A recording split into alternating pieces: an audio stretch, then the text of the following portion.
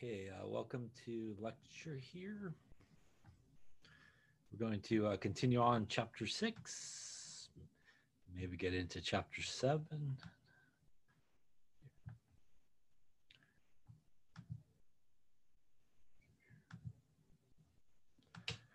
Okay, so we've been talking about, excuse me, here in chapter 6, we've been talking about gas laws and some different gas laws that we talked about. Just sort of review a couple of things.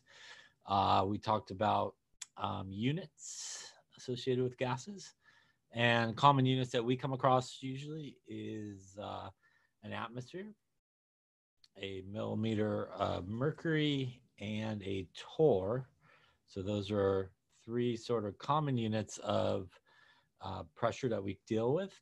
The conversions between that is 1 atmosphere is equal to 760 millimeters of mercury, and that is equal to 760 torr.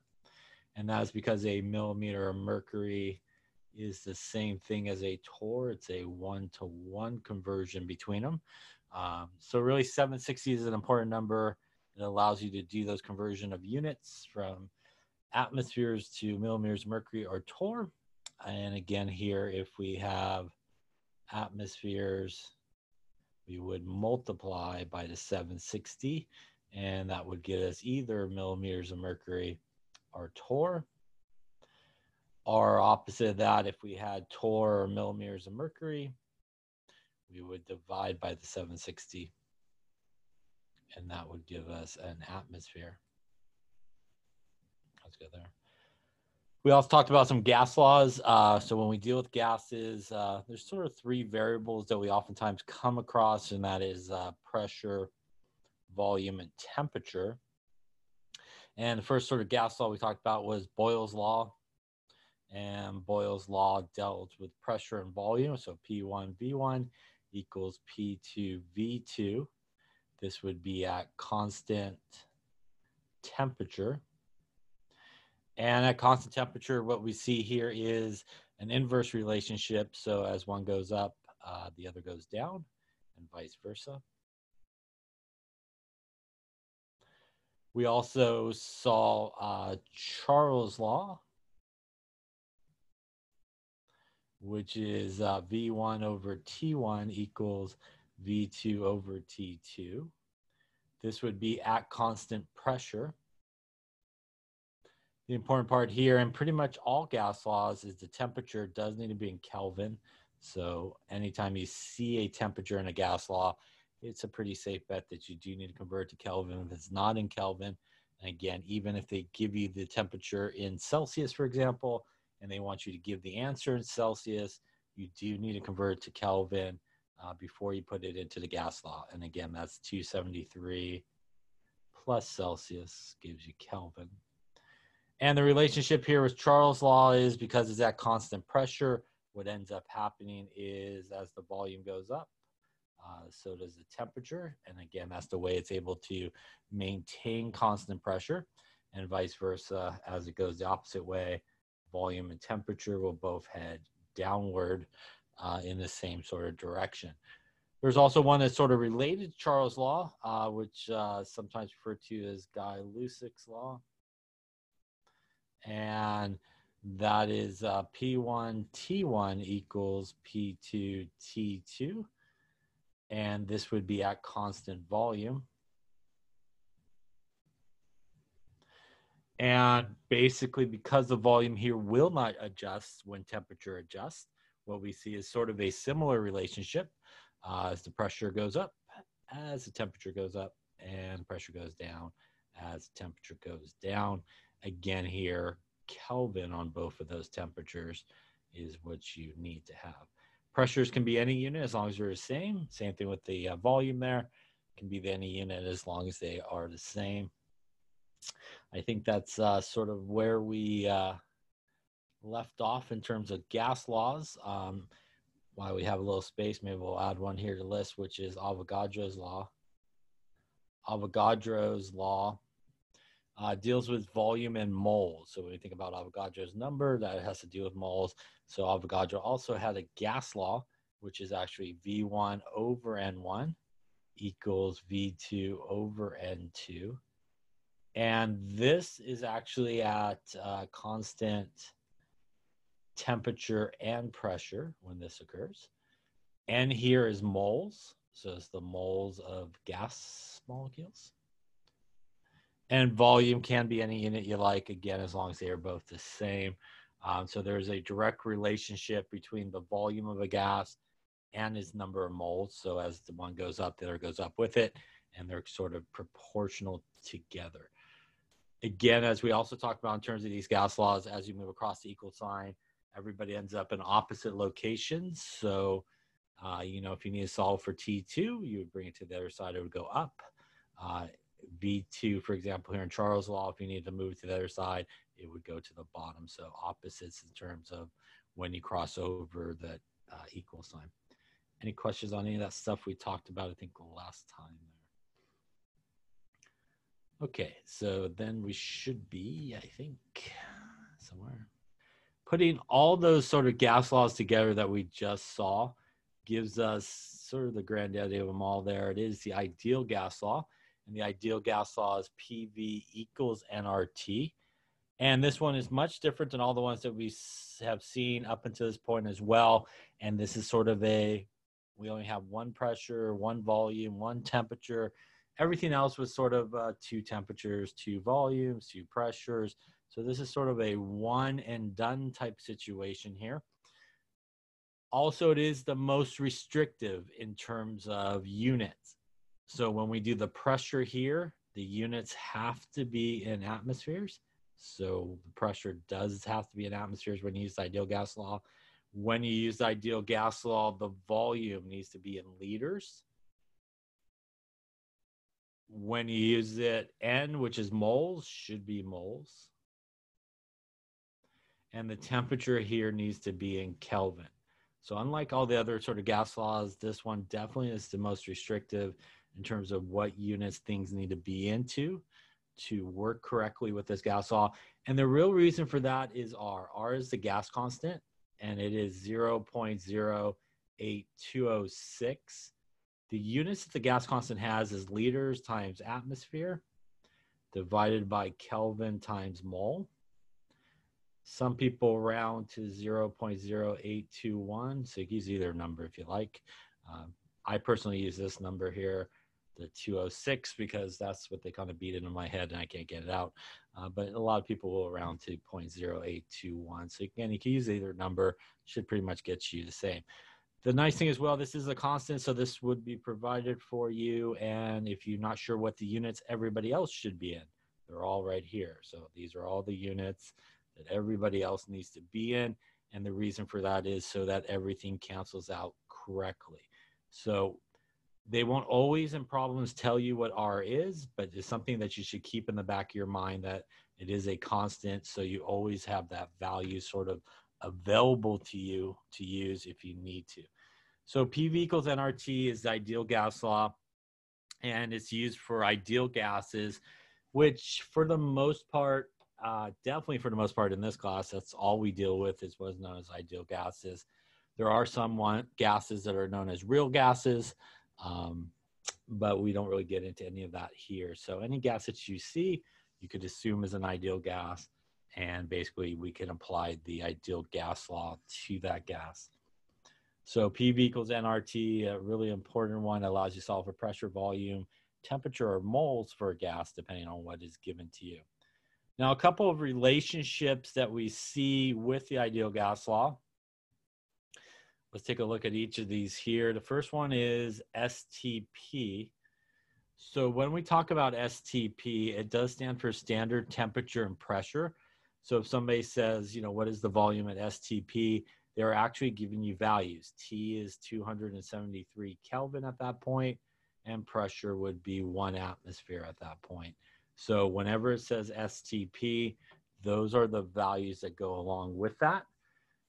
Now, when we do have a gas that is at STP, there's actually a little conversion that you could use, which is this one on top. 1 mole of any gas will equal 22.414 liters. what this little conversion allows you to do is you might not necessarily have to use the ideal gas law to solve the problem. You can use that conversion, and you should get the same answer. But the only deal is you could only use this at STP conditions. So if the temperature is not 273 and the pressure is not 1 atmosphere, then you cannot use that conversion factor. If it is, you can use it. And by the way, if it is STP, you don't have to use that conversion factor. You could just put all the values into the ideal gas law and use that as well. So ideal gas law you can use under any conditions. That conversion that's in the box can only be used if it's STP conditions. So again, and if you might be wondering how we actually do get the value for R, which is a constant, we basically put in all of our values at STP conditions. So the pressure would be 1 atmosphere, the volume would be 22.4, 1 mole, and our temperature. And that is how we actually get the value for the gas constant that we commonly use. So this number, again, is always provided to you. And I personally go with the 206, but again, a lot of people do round to the 0.0821. So whichever one you want to use there. So ideal gas law, PV equals nRT, restrictive in units. Pressure has to be atmospheres, liters for volume, moles for moles, and temperature Kelvin. And if you are at STP, that means that the temperature is 273, the pressure is 1 atmosphere. And if you happen to be at STP, you can use that conversion. 1 mole of gas equals 22.414 liters. And again, that will sometimes allow you not to have to use the ideal gas law. Any questions on any of that there? Okay, so why don't you give an example? Why don't you give a try here? Calculate the pressure in atmospheres by a gas that has 1.82 moles and a volume of 5.43 liters and 65.9 degrees Celsius. So take a minute or two to see what you come up with.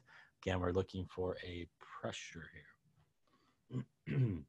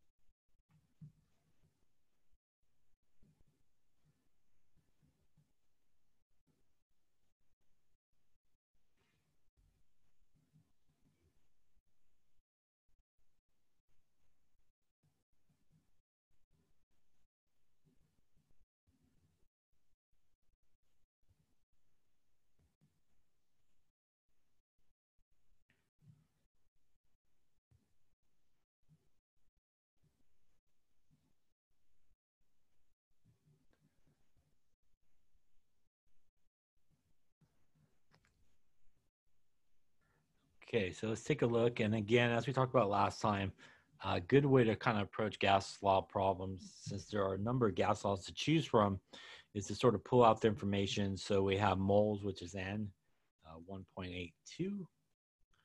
We have 5.43 liters, which is a volume. We have a temperature that is 69.5, and we're looking for a pressure. So again, you can kind of see PV equals nRT here.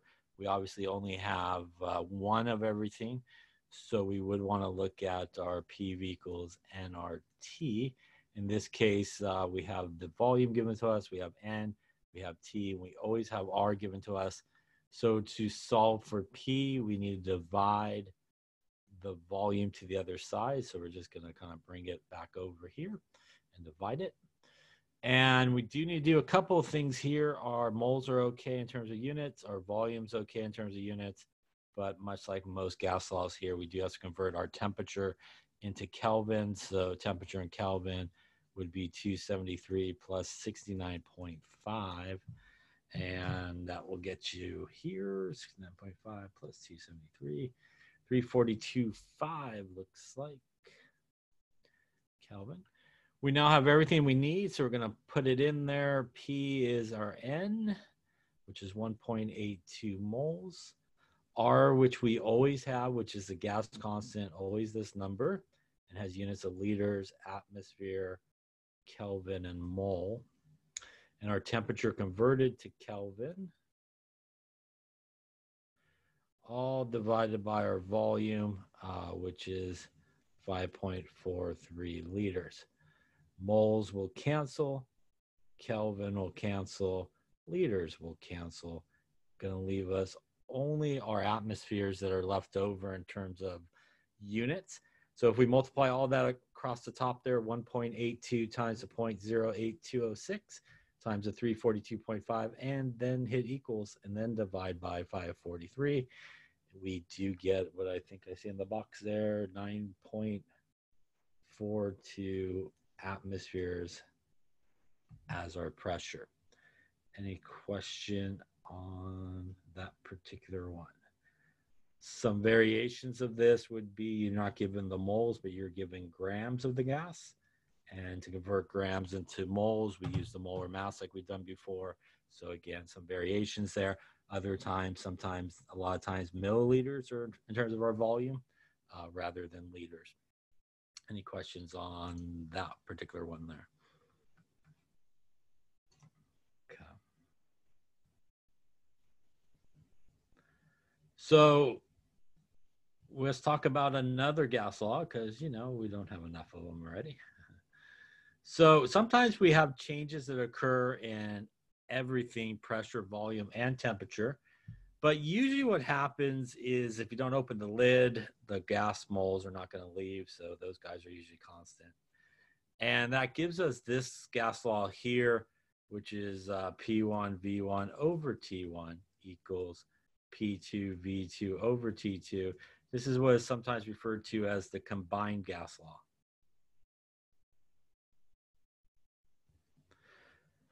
Same deal here. Like anything else, temperature does need to be Kelvin there on both sides.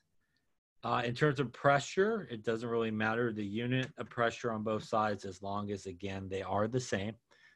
Volume, same deal. Doesn't matter as long as they're the same unit. Just the temperature here, which is really important. So this is the one that we use when we have sort of changes occurring maybe in 3 different variables, or at least one of the 3 different variables along the way. This also is the one I would say that gives people the hardest time rearranging. Very common, people make mistakes rearranging this equation. So again, if you have a little trouble with that aspect of it, you might want to just take some time, figure out how to properly sort of rearrange it. But again, kind of like what we've been talking about, if you need to go across the equal sign, you're just going to move things to the opposite locations. And that's just a quick and sort of easy way to try to do sort of figure out how to rearrange it and stuff like that. So why don't we give that skill a try here and see what you come up with. We have a gas at 27 degrees Celsius and a volume of 9.55 liters and a pressure of 2.97 atmospheres. If we change the pressure to 825 atmospheres, 8.25 and 125 degrees Celsius, what is the new volume of the gas? So take a couple minutes, see what you get here. Again, make sure you rearrange it correctly and all that good stuff.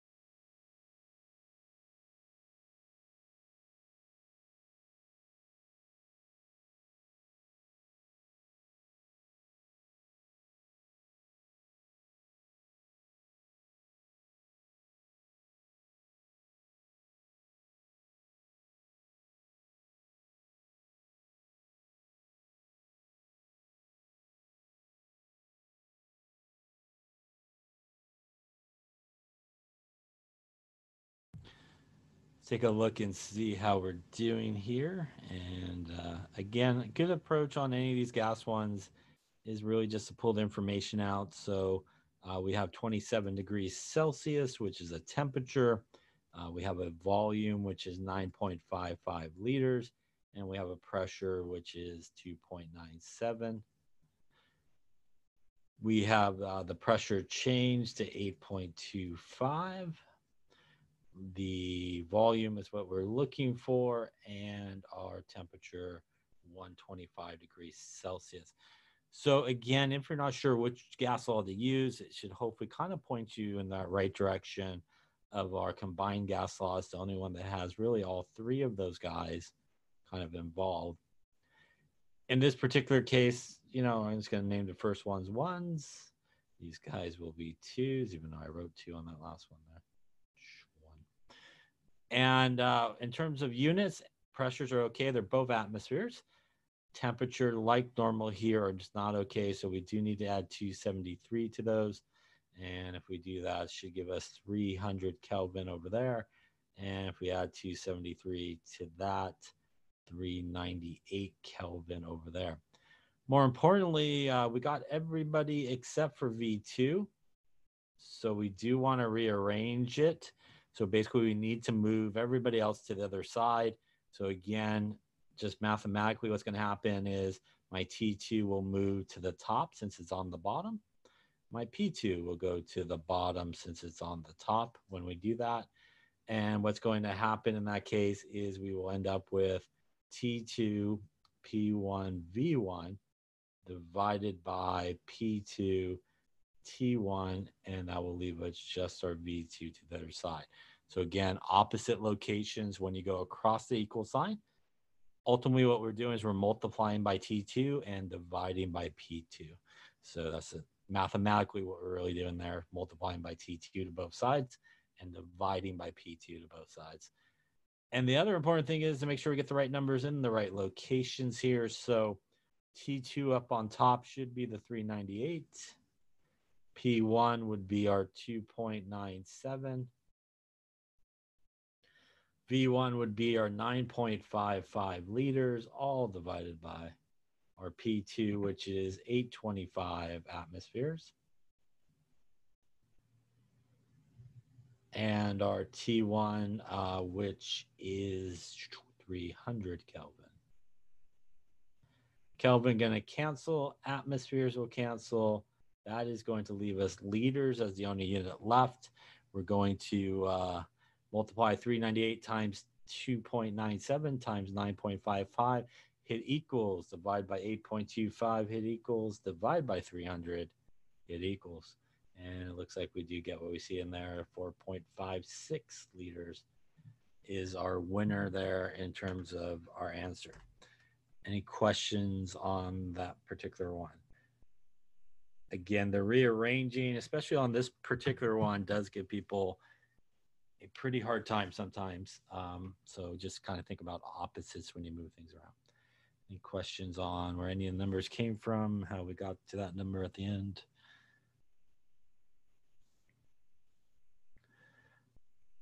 Okay, so that is the combined gas law. Again, the one that's used for pretty much everybody.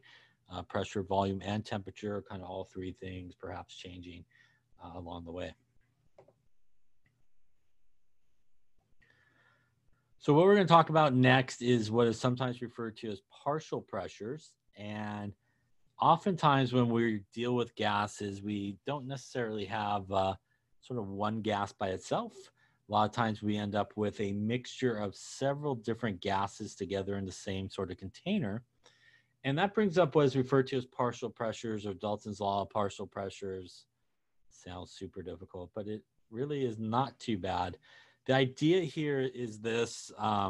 If you have, for example, a container, and the only gas molecule in that container is gas molecule A. As it is flying around that container, the total pressure would be a result of pretty much gas molecule A, because it's the only one flying around.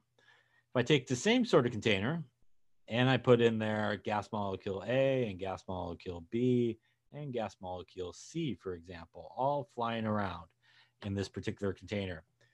The total pressure in this particular case is a result of each of those pressures.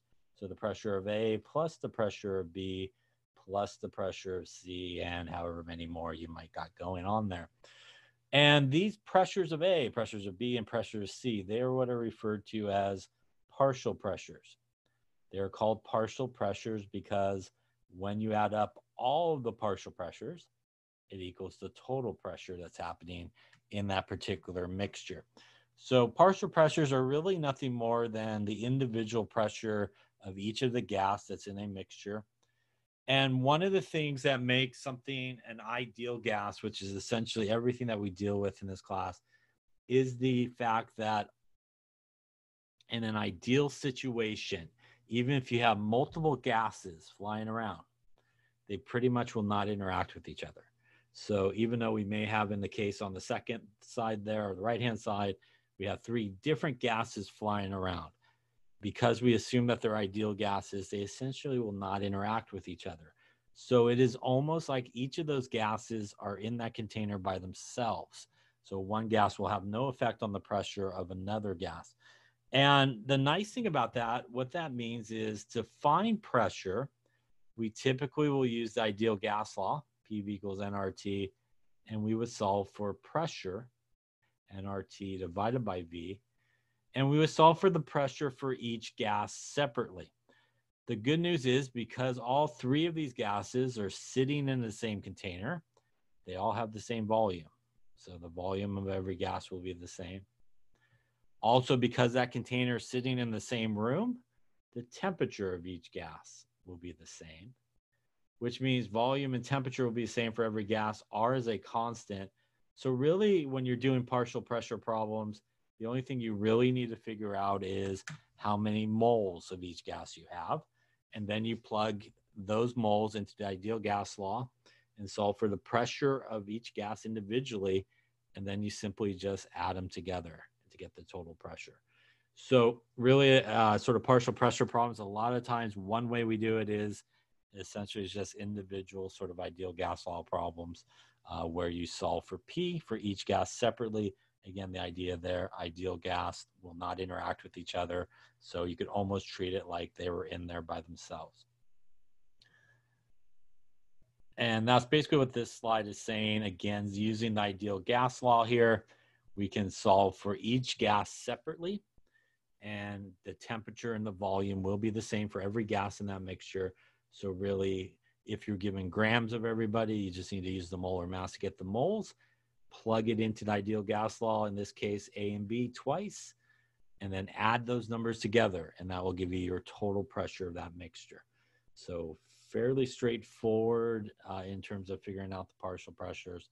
Again, they're just called partial pressures because there really is more than one gas in that container, and each gas is contributing to the overall pressure that's occurring in that particular container. So why don't we try one here just to make sure. Let's say we had a mixture of helium and neon in a 2.5 liter container at 27 degrees Celsius. What is the partial pressure of both gases, and what is the total pressure? So I'm going to give you some numbers in case you don't have a periodic table near you. Helium is 4.003 grams per mole. Neon is 2018 grams per mole. So we're looking for three things. We're looking for the partial pressure of helium, we're looking for the partial pressure of neon, and we're looking for the total pressure. All right, so take a few minutes, see what you come up with. Again, should come up with three answers here.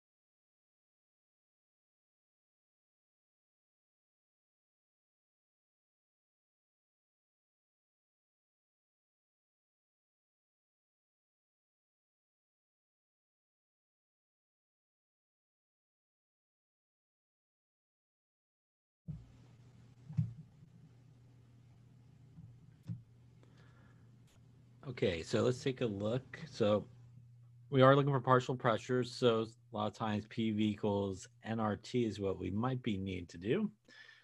We have grams of each gas. So grams can get us to moles. So we essentially have moles. Again, we have the temperature given to us, R is a constant, and we also have the volume given to us. So we really do have everything there to solve for P, but we do need to convert our grams into moles. So the first thing we'd want to do is figure out the moles of helium. So we would take our 5 grams of helium. We would use the molar mass of helium from the periodic table, which was our 4.003. And that's going to give us 125, we'll call it 1.25 moles of helium. We'll do the same thing here for neon. So taking our 5 grams of neon, using the molar mass from the periodic table there, 2018.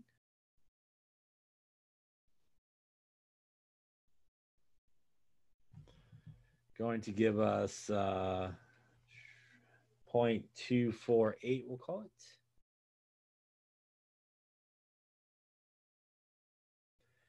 Any questions on that so far? Again, just converting our grams into moles because using the ideal gas law, it does need to be in moles. So that's why we want to do that. We also need to do some of the other stuff that we normally need to do. So here our temperature is in Celsius. So we need to add 273 to that to convert it to Kelvin. Should give us 300 Kelvin when we do that. And our volume here is in liters. So that's okay. So now everybody's in the right units. We're basically going to use the ideal gas law twice. So the pressure of helium here would be nRT divided by V. And put it in our numbers here for helium. We would have 1.25 moles. Our gas constant, always the same number. Our temperature that has been converted to Kelvin, all divided by our volume, which is 2.5 liters. Again, moles will cancel, Kelvin will cancel, and liters will cancel, leaving us atmospheres, which is good because we are looking for a pressure there.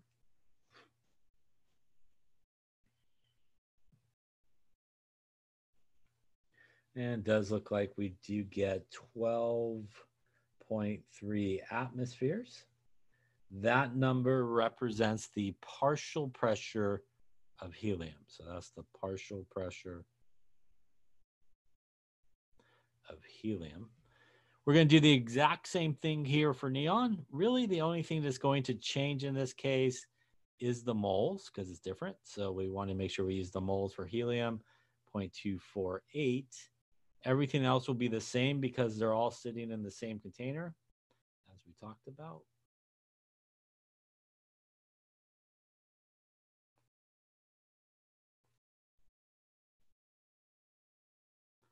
Same canceling out, Kelvin, Kelvin, moles, moles, liters, leaving us pressure, 0.248 times our gas constant times 300.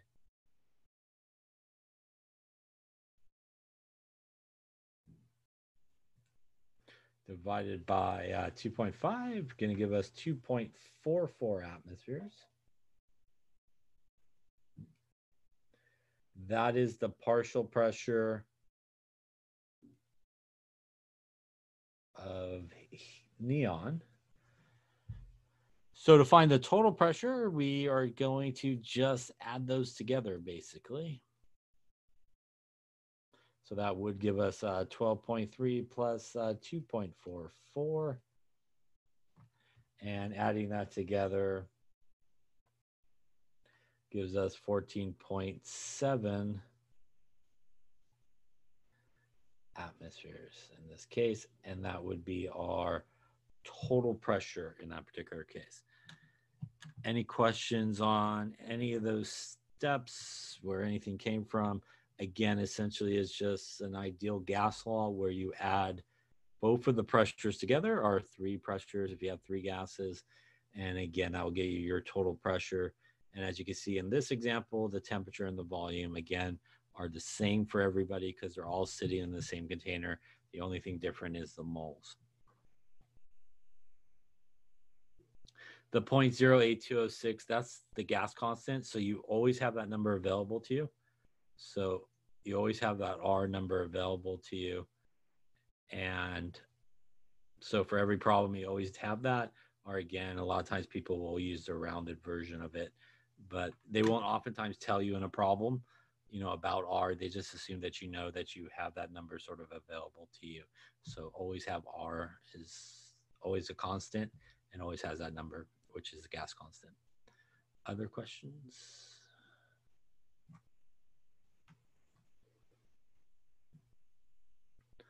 Okay, so this is one type of partial pressure problem, which essentially is sort of an ideal gas law done a couple of times or 3 times, however many gases you have. Let's talk about some other types of partial pressure problems. This is another common partial pressure type problem that occurs. This might have been the gas one that you guys did last week, I think. We should be happy you didn't have to do it in person. It's a terrible experiment in person to do. But as you heat this one up, what happens here is it's going to generate oxygen gas through a decomposition reaction. Oxygen gas will come through the tube and it will go into this jar. This jar is typically filled with water to the brim or to the top. And as the gas goes in, the water goes out. Out, gas goes in. And what we're left with is sort of this empty space in the bottle. This empty space is really not empty, it's where our gas came in. And in this particular experiment, that's where we would have oxygen gas. But because this gas was collected over water, or water is involved, just the heat of the reaction is going to evaporate off some of that water. So in addition to getting the oxygen gas, which is what we're interested in, we also get some water vapor. And we're really not interested in the water vapor in most times. So we do usually have to kind of correct for that. And the way we do that is really a partial pressure situation. So the total pressure here would be the pressure of the gas you're interested in plus the pressure of water, which is known as the vapor pressure of water. And the good news is this is usually a value that you find on a table. So this is usually a table type value is based on temperature. So you look it up based on the temperature. And we usually use this almost like a correction value here. So we are not really interested in the water part of it. So if we rearrange this, we get the pressure of the gas that we're interested in is the total pressure minus the pressure of the water vapor.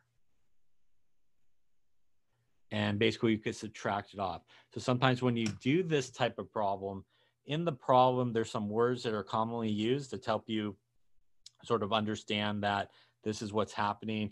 It will say something like the gas was collected over water. It will say something like this gas was saturated with water vapor. So it'll mention something about water. And it usually is this situation here. You essentially just need to subtract the total pressure, which is oftentimes given to you, minus the vapor pressure of water, which again is either given to you or you can find in a table based on temperature.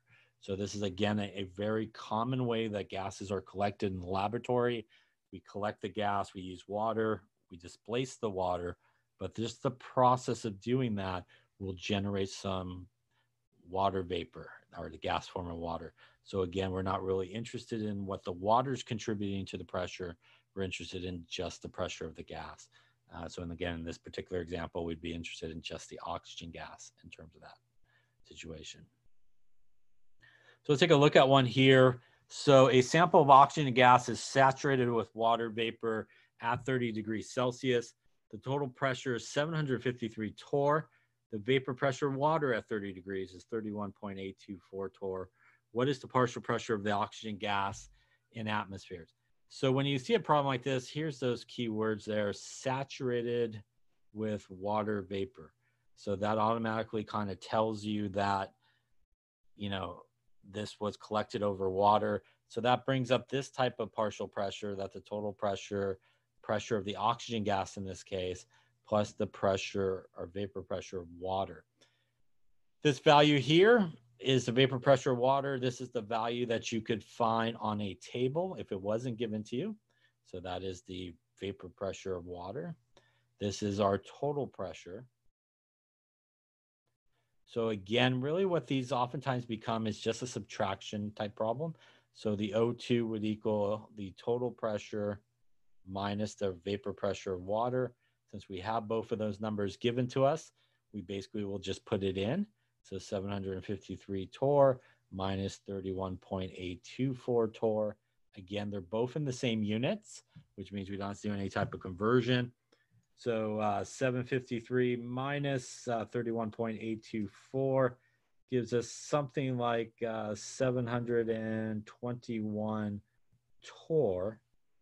It does not really want the pressure in torr. It wants it in atmospheres. So we would take the 721 torr and we would divide it by 760 torr is an atmosphere. Torrs will cancel. 0.949 atmospheres would be the pressure of oxygen gas in atmospheres, and would sometimes be referred to as the pressure of the dry gas because you kind of subtracted off the water vapor. So this is, again, a very common sort of partial pressure problem. And again, the key here that you know that you need to subtract off the water. It mentions something with water, obviously. So like it does in this problem, saturated with water vapor. Again, it may just say it was collected over water. So if it says collected over water, that also is sort of the same situation that occurs as well. Question on this particular one here. So those are two sort of types of partial pressures. One where we can use the ideal gas law and add them together. One here where perhaps we collected over water, we need to subtract off the water vapor pressure. This also, you know, a third type of problem you could have is you could have the total pressure given to you, maybe the pressure of another gas, and you could solve for the third gas or something like that. So that's another sort of variation on it. Any question on partial pressures?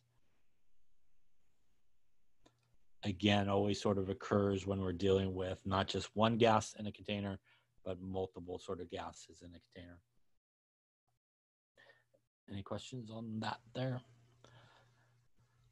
Okay, so to kind of finish up talking about gases here, this is the kinetic molecular theory of gases. So these are the main sort of parts to the kinetic molecular theory of gases. Gases are pretty much tiny particles. They're either to be atoms or molecules. The particles are small compared to the distance between them. So the volume of an individual gas molecule is assumed to be 0. So this number 2 is really what makes something an ideal gas. And if you think about a lot of the examples that we've done, or a lot of examples that you typically will see, they talk more about the volume of the container the gas is in rather than the volume of the gas itself. So the idea here is ideal gas is super small compared to the container sitting in terms of its volume. So we usually just look at the volume itself, consider the ideal gas as being negligible or 0. So that's one of the points here that makes something an ideal gas and not a real gas. And again, we're not going to get into real gases, but there are gases that are known as real gases where you do have to take that into account, the volume of the gas. Particles are in random motion. These collisions, they collide with the walls of the container. That's what causes the pressure we associate with it. Number 4 is the second thing that makes something an ideal gas, is we assume that there is no attractive forces or repulsive type forces that occur between gas molecules. And that is why in the calculations that we just did, where we had multiple gases, different gases in the same container, we essentially can ignore everybody else and look at each gas individually because there's going to be no attractive forces or repulsion forces happening between the different gases. So essentially, even though there's a lot of guys flying around there, different gases, they're essentially not going to interact with each other. So we could almost think of them as being in there by themselves. And that's sort of the whole idea about what we just did, which is our partial pressures. Lastly, here, if we sort of increase the temperature, everybody gains more energy and so you start flying around. If we lower the temperature, everybody kind of slows down and is not flying around as fast and lowers the collisions. And just to kind of review some of those gas laws that we talked about and some of those sort of things that we see in terms of what happens as things change. We talked about temperatures, a measure of the motion of gases. So at high temperatures, we have the gas molecules moving faster, which means there would be more collisions with the container and usually will increase the pressure. While if we lower the temperature, everybody's moving slower, less collisions, the pressure should kind of come down. The relationship between pressure and temperature in a rigid container, that means that the volume is locked in. That is our P1 T1 equals P2 T2 relationship. As the pressure increases, so does the temperature. And as we talked about, as the pressure goes down, so does the temperature there. Again, as the temperature increases, everybody's moving faster, more collisions, volume is fixed, will not move up or down. We do expect to see a rise in the pressure and vice versa. If we lower the temperature, moving slower, less collisions, volume not moving, we will start to see a drop in the pressure. And lastly, our volume and temperature relationship, that is Charles' law, which is our V1 over T1 equals V2 over T2 relationship. And that is the same sort of relationship we saw. As the temperature increases, so is the volume. That's how it's able to maintain constant pressure. Temperature goes down, volume goes down. Again, that's how it's able to maintain constant pressure. Any questions on gases or gas laws or any of those things? Okay, so that should wrap chapter 6. We're then going to move on to chapter 7. Notes are up online if you need them. And just give me a second to kind of get it all up and running here. Do that.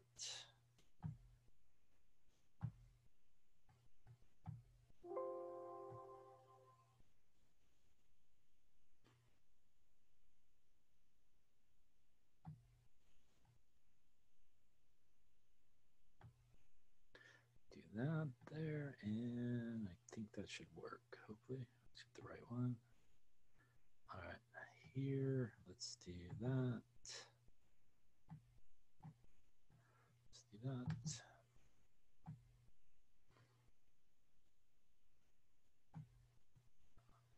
Okay, so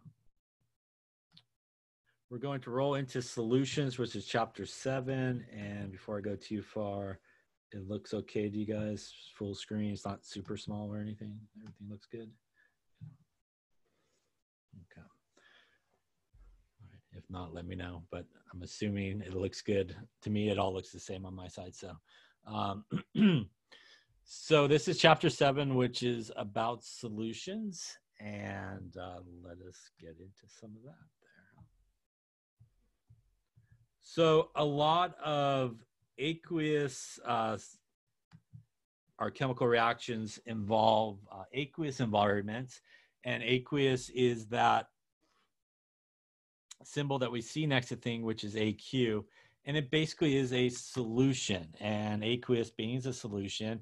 And a reminder that the difference between aqueous and something that is just an L, for example, an L is just a pure liquid by itself, like water. AQ is like if you took a pure liquid like water and you mix some solid sodium chloride together, those guys would dissolve and make an aqueous solution.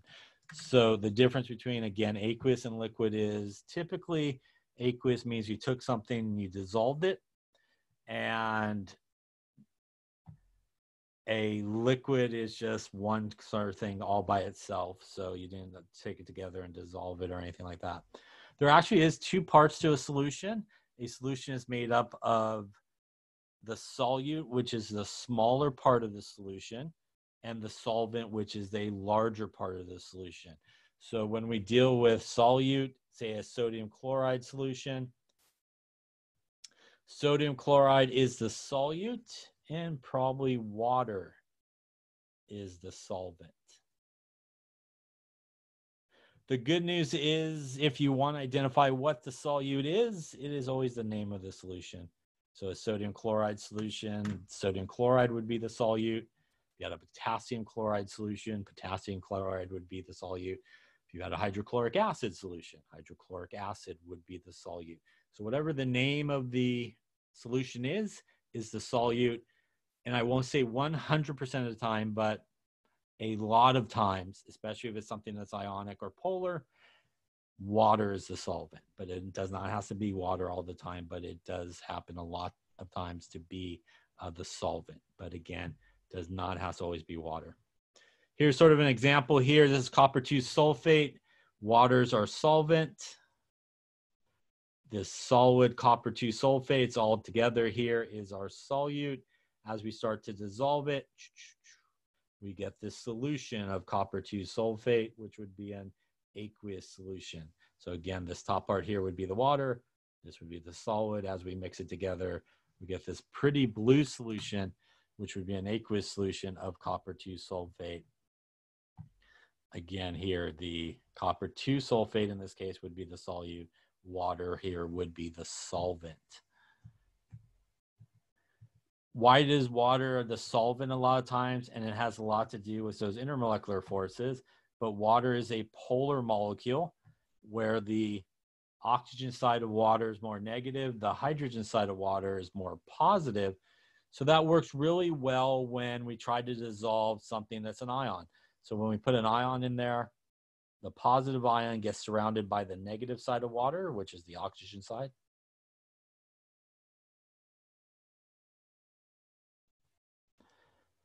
And the negative ion, when you put it in there, gets surrounded by the positive side of water, which is the hydrogen. And that does two things because, again, water is polar, oxygen more negative, hydrogen more positive. It basically allows all of that solid ionic guy basically to be surrounded by waters. And when we look at it, it looks like it disappeared. It really didn't disappear. It just got mixed into the water matrix, so you can't see it anymore. The waters also provide a way that those ions won't come back together. So they act sort of as a buffer, preventing those positive and negative ions from coming back together. If we evaporated off the water in a sodium chloride solution, when the water would go away, there would be nothing between the positive and negative ion, and they would definitely come right back together. And that's why if you take some salt water and you heat it up and you evaporate off all the water, there's nothing between those ions to keep them apart. They come back together, and that's when you would see your solid form again as a result of that. So water is a really good solvent for anything that's ionic, also anything that's polar. It's able to interact well using that intermolecular forces to help it interact well with those guys. Here's sort of an example, prettier picture one drew, but when you have a solid, you got this solid, usually it's in this really nicely ordered sort of arrangement of ions.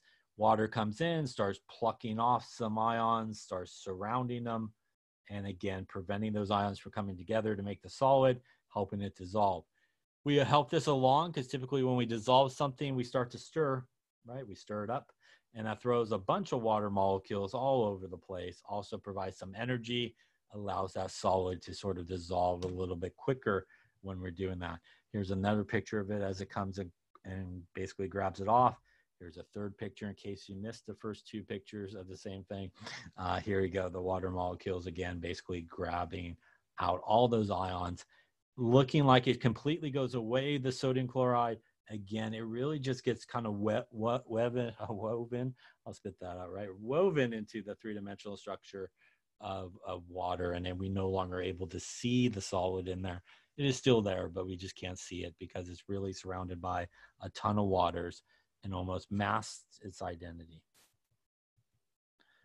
So that brings us idea of solubility. Solubility is when, things mix basically. So if we're talking about a solid and a liquid, if they are soluble in each other, the solid would dissolve. we're talking about two liquids. The liquids would mix together and look like one liquid. If they're insoluble in each other, they won't be able to dissolve or won't be able to mix together. So ionic compounds are very soluble in water for what we just saw. Each of these guys, when they break apart, produces ions, which get surrounded. Sugar and ethanol, they are not ionic compounds. They are covalent compounds, but they are also very soluble in water because they both contain this bond right here, this OH bond. This OH bond is a polar bond where the oxygen is more negative, hydrogen is more positive, and that makes it really soluble in water because when water interacts, it's polar, negative on the oxygen, positive on the hydrogen. That allows water and something like ethanol or sugar to do our intermolecular force of hydrogen bonding. So it allows it to interact really well, but through hydrogen bonding, allowing it to basically dissolve. So sugar has that OH group. I'm sorry, ethanol has that OH group. Sugar has a lot of OH groups all over, gives it many places to interact well with water, and that's why they also dissolve. And that's what we see here. This is actually methanol here. Methanol has this OH group. Water has that OH group. Again, able to hydrogen bond here between the water and the methanol, allowing it to be very soluble in water. Here's ethanol, and the same idea as what I just drew there. Again, allowing it to hydrogen bond with the oxygen here. OH of our ethanol, which is this guy, and our O in our water, again, hydrogen bonding, allowing it a place to interact. So things are soluble in each other when they have very similar ways of interacting with each other. They have very similar intermolecular forces, and that makes it really easy for them to sort of interact with each other. So what happens if we try to put something like oil in water? Oil and water really doesn't mix because oil is essentially nothing more than just a long old chain of carbons. And on those carbons, hydrogen's pretty much pretty organic. So I'll just draw a small section of it. And it just continues and continues both ways. And the carbon-hydrogen bond is a non-polar bond, which basically means it's neutral. And it basically is going to be trying to use dispersion forces as its main intermolecular force because it's non-polar. Water will be using hydrogen bonding. So over the long range, they have no way to maintain that interaction with each other. For the short period of time, they could interact because, you know, water can use some dispersion forces, oil can use some dispersion forces. That's why when you take something like oil and vinegar salad dressing, you mix it up really good. For a bit, it stays together, but after a while, everybody separates out because it has no way to long-term sort of hold each other together. And that brings up a very important idea in terms of solubility. That is what is known as like dissolves like. So things with very similar intermolecular forces can interact well with each other. So what that means is if you have something that's ionic, it will be soluble in something that's polar. If you have something that's polar, it will be soluble in something that's polar. If you have something that's nonpolar, it will be soluble in something that's nonpolar. So all three of these things, they will be soluble in each other. They will mix. But if you cross over and try to take something that's polar with something that's nonpolar, they will be insoluble in each other. They will not mix together. So that's our oil and water example here. They're not able to basically mix together. And the real reason for that is they don't share similar intermolecular forces. So again, they don't have a long range way of interacting with each other over a period of time. Short term they can, but they can interact really well over a long period of time. Any questions on that there? So here's a couple of pictures of what we've been talking about. Up on top is sugar. And although it's a relatively big molecule, it is pretty much littered all over it with OH groups. And everywhere there's an OH group gives it the ability to interact with water, which is why sugar is pretty soluble in water. Down here is our oil, And as I mentioned before, oil is pretty much super long chains of carbons and hydrogens together. So pretty much non-polar everywhere. And again, oil going to be using dispersion forces, water going to be using hydrogen bonding, not a good way for them to interact over a long period of time. So like dissolves like is an important sort of thing to sort of remember in terms of solubility.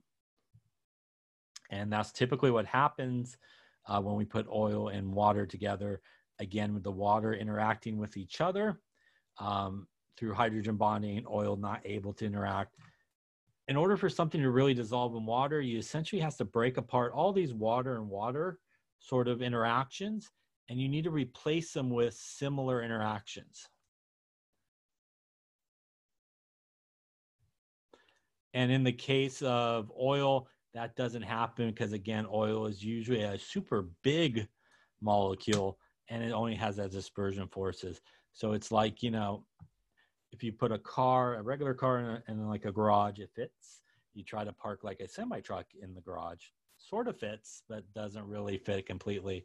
And that's sort of the idea here. If you try to park something like oil into all those waters, it just doesn't have a way to interact well. It just sort of sits outside of it and can't really interact really well with the water because, again, water is definitely looking to do some hydrogen bonding along the way.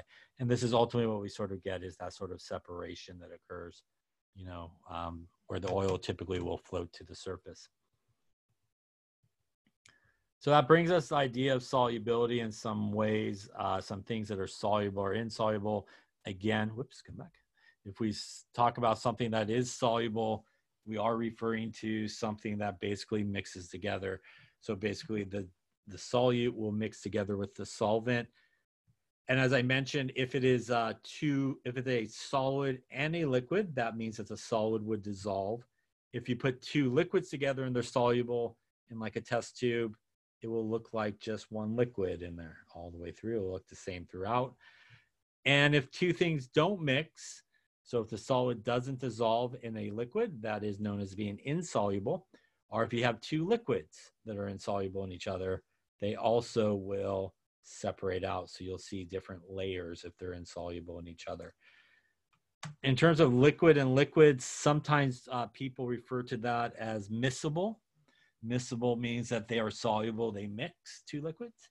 Immiscible, IMMICIBLE, is they don't mix together and you see different layers. So sometimes people refer to liquid and liquid sort of interaction as being miscible, which again just means that they mix, or immiscible, which means that they don't mix. You see different layers that occur.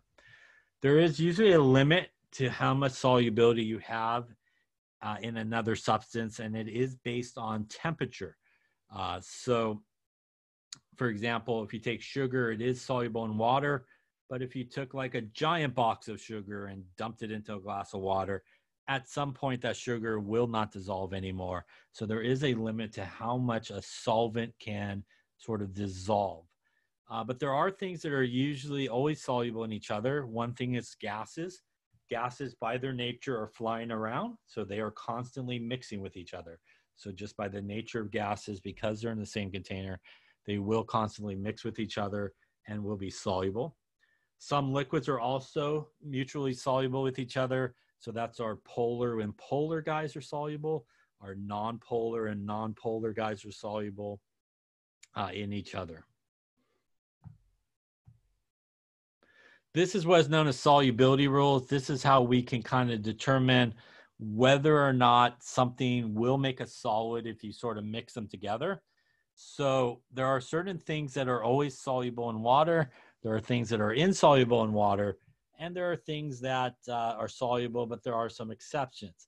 So let's take a look at these rules to sort of see what we're talking about here. For example, if you have a compound that has anybody from group 1 in it, lithium, sodium, potassium, they are soluble 100% of the time. There are no exceptions. So as soon as you see that in a formula, you know that it is soluble. And if something is soluble, that is what gets the AQ symbol next to it. So the AQ symbol is what we put next to something that's soluble. Ammonium and nitrates, so anything that has ammonium or nitrate in it, also soluble, no exceptions. they also would get the aqueous symbol. Chlorides, bromides, and iodides, they are soluble in everything except 3 exceptions: silver, lead, and mercury 1. So if you have something that has chloride in the formula, it should get the aqueous symbol, except that if it has silver, lead, or mercury 1 in the formula, then it goes from being soluble to being insoluble. And that would get the solid symbol. So something that is insoluble is what gets the solid symbol. Sulfates are soluble in everybody except for calcium, strontium, barium, and lead. So again, if you have an exception, it does the opposite, goes from soluble to being insoluble. Now we have some things that are typically insoluble, and these guys typically get the solid indication. Carbonates and phosphates are insoluble except if it's something in group 1 or ammonium, which is the same rule as above. Hydroxides as well is insoluble except if it's group 1, calcium, strontium, or barium. So how does this work? Let's take a reaction like, let's take silver nitrate plus some sodium chloride. Make some silver chloride plus some sodium nitrate. It's a double displacement reaction that we talked about in a previous chapter. So let's talk about our solubility rules, how we can use it. If we look at silver nitrate, I may not see silver on the left-hand side, but I do see nitrate. And what I see about nitrate is right here. It is soluble and there's no exceptions, which means this guy should get the aqueous symbol. When I look here, I see sodium, which is right here, group number 1, and it is soluble in everything, no exceptions. And I could really stop at that point, and that would be aqueous. I could also look at chloride, which is soluble in everything, except for silver, lead, and mercury, which is not the case here. So I know that it is aqueous. When I come over here, silver may not be on the left-hand side, but again, chloride is. Chloride is soluble in everybody except silver, lead, and mercury. And in this case, it is attached to silver, which means instead of being soluble like it normally is, because this is an exception, it will now become insoluble and become a solid. And lastly here, if I look at sodium, that is really as far as I need to look. Sodium is soluble in everything, no exceptions, which would give me aqueous. Nitrate is also soluble in everything, which would be aqueous as well. This is how we could use something like a solubility table to determine whether or not something will be solid or aqueous. So I want to give you one to give you a try here. Why don't you try this one? Let's do lead to nitrate plus some potassium iodide makes some stuff. Makes a little potassium nitrate plus some PbI2. I guess you should do some balancing here, maybe a 2 there, 2 there. All right, use the solubility table to determine if these guys are going to be aqueous, soluble, or solid. See what you come up with, and then we'll talk about it.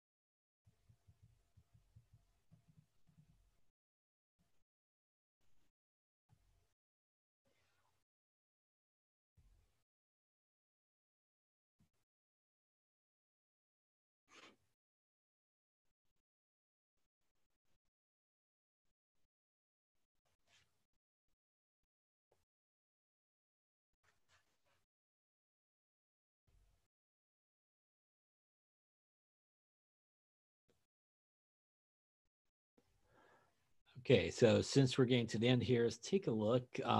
So again, you may not be able to find both things in the table, but you should at least be able to find one. So although we may not find lead, I do find nitrate in the table, and my nitrate tells me it is soluble in everything, and there is no exceptions. So right off of that, I know that this guy is going to be aqueous. When I look at the second one, I can start with potassium, which is part of group 1, also going to be soluble in everything. Also, there is no exceptions. So really that is as far as I need to look. This guy will also be aqueous, which basically means both of those guys we would expect to be a solution. So we expect both of those guys basically to be a solution. Coming on the other side, we could look at K, which is potassium, which is the same thing we just looked at. Again, no exceptions. You don't even need to go any further, but if you wanted to, you could also look at the nitrate, which we saw earlier. Also no exceptions. So this guy, both of them would tell us that it would be aqueous in this case. And lastly, here we have lead, which I don't see, but we do see iodide. So iodide is right here. It is soluble, but there are some exceptions. And one of the exceptions is lead. So although iodide is normally soluble, because this is one of the exceptions, it goes from being soluble to being insoluble, and that would make our solid form. So if we did this, this would be the yellow solid that we would actually see in this reaction. The silver chloride on the bottom, by the way, is a white solid that would form. This guy here would be a yellow solid. Both of those reactions are double displacement reactions, as we talked about, and both of them, as we talked about earlier on as well, are sometimes referred to as precipitation reactions because basically we make a solid as a result of each of those reactions. Questions on solubility rules, they would be provided for you if you needed them, I think. So just need to know how to use them, I suppose. Any questions, something like that? All right, we will lay it up there for today. A couple of reminders. Let's see here. We will continue lecturing on Wednesday through chapter 7. We're getting to the end of calculations, almost the organic stuff. A couple more chapters, I think, to go. In terms of your exam, I'm pretty much done grading them. I just got a couple more things to look at. So I anticipate that your exams will be available for you to look over and see how you did either sometime tonight or tomorrow sometime. I think they will be up there on Canvas. Once they are officially graded, kind of like the quiz, you should be able to go back and look at what you got wrong. And you'll also be able to look at your work that you uploaded and take a look at any of the markings and stuff, obviously, that I made on there, which should indicate hopefully what went wrong and stuff like that. So I just need to check a couple more things, but pretty much done with them. And like I said, either sometime maybe later tonight, I'm not sure, or definitely by tomorrow, they should be up there. And I think you could access them through the grade book, the like comments and all that kind of stuff as well. All right, any questions on any of that stuff? All right, discussion will start in about 5 minutes or so. If you have lab, have a good rest of your evening. Make sure you put here if you haven't done so. And I'll see half of you in 5 minutes and the other half on Wednesday, along with everybody on Wednesday. All right, have a good night if you're leaving, and I'll see you in a few if you're coming back. Thank you, you too.